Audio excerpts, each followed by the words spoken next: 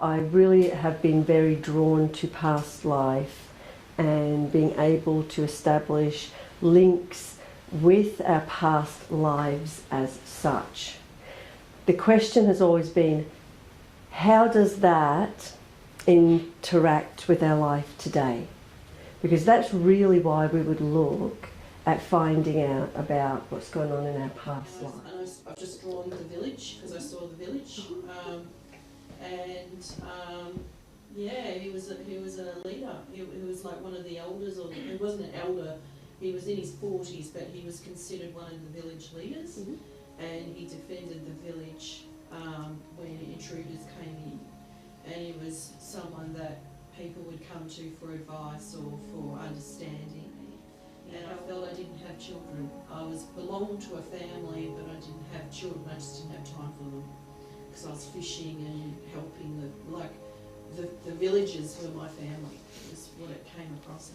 Yeah. So when you're working with this kind of level, you want to be able to remove yourself from being in present moment here, step back and allow yourself to really move into what I would call the astral realms. I like to say you're going to visit the great halls, the Akashic records, the record where every life you have ever lived and every single possibility that has ever been born from an experience that you've lived is all accessible in your filing cabinet. Okay? So not only can you visit past, you can also very easily slip into the future possibilities. Mediumship quite often does that when we're doing readings. This is the mechanism. So I break it down into different ways we can go about this. We use breath energy. It's always the first place to start. If I'm ever going to do any kind of spiritual work, I will start with the breath energy. And I will do repetitions of breathing in and breathing out, and I will do it and I will slow my breathing down. And what I visualize as I'm breathing in, I have a count, and as I breathe out, I have a count. And as I go through these repetitions and these patterns, what I'm doing is I'm slowing my body down, and I'm slowing the breath down. When I do that, I slow my heartbeat down. My blood pressure drops. Everything starts to just hit a very, very easy kind of flowing movement.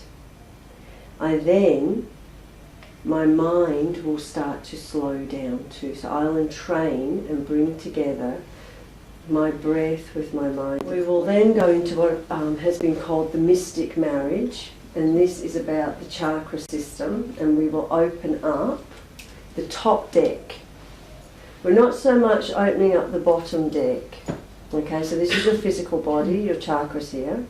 This is your emotional body, and this is your spiritual body, your mind and your spirit connection. So we are going to work from the crown to the heart, top deck. And what we do is we use the breath and the counting, and we overlap them. Once we've got the rhythm of the breath and the counting, we'll then take that breath and counting, and we'll actually bring that into each of the chakra points. So we're bringing it down, and it's like creating an energetic link that will go through. We will draw it back up, and it's almost like creating a circuit, which then opens up our chakras and the energetic field, the filing cabinets, the place in your body where all of your life experiences are stored. This is it, ground zero. Okay, so they're going to be opened up, and you're going to do it. We have to do this very safely, so that you know that you can put everything back in its order and all filed away again at the end of the session. Okay, so this is soul information. Right, so we're going to open up our soul information. This is our responses to everything that's happened in our lives up to this point.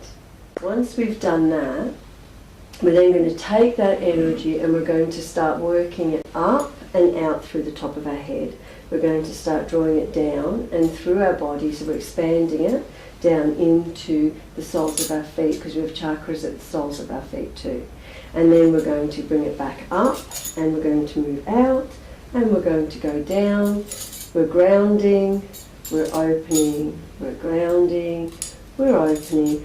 And what we're doing when we're moving out is we're expanding our consciousness, we're expanding our aura, we're expanding and we're growing, and we will take off into the astral realms. Okay? Okay, where we go to. We will go, and I'm telling you so you're familiar. I need you to know what the process is going to be. It's vitally important. And there's a reason for that. Because I'm going to take you to get, the next part is designed for your visualization, to open up visualization, right, doors. Now this visualization door is going to take you to something that you can all visualize like that, which would be your home that you live in today, because you can do that. You can say, I can see my front door, I can see my, you know exactly where you're going. So you're actually opening up those visual doorways and allowing your visualization and creation process to really open up. Once you've done that, we will then again, now we will land, and we will go from our home, which is our representation of ourselves, into the life that we need to be in. A sensation of being male but young. I felt like I was a herd boy, that I was out herding the, I don't know, sheep, goats, whatever they were, fluffy things with horns. And when I went home, it was a really small stone building, but then I recognised that wasn't my home all the time, because sometimes I was living under a canvas type structure made from skin, so obviously following the cattle or sheep or whatever up and down hills, and having to stay out with them. And my question was about being able to keep hold of money. That I'm one of these people who, although I get money, I spend it and I have things to show for it, then I look at it and I think, where did all that go? What am there? So my question was about that, and it said that the answers were, it's not important, it's not your lesson to keep it. Extra money isn't always useful. In a simple life, having extra money won't necessarily do anything for you, because there might be nothing to spend the money on. But having an extra goat or an extra sheep might make a difference. So money doesn't equal wealth.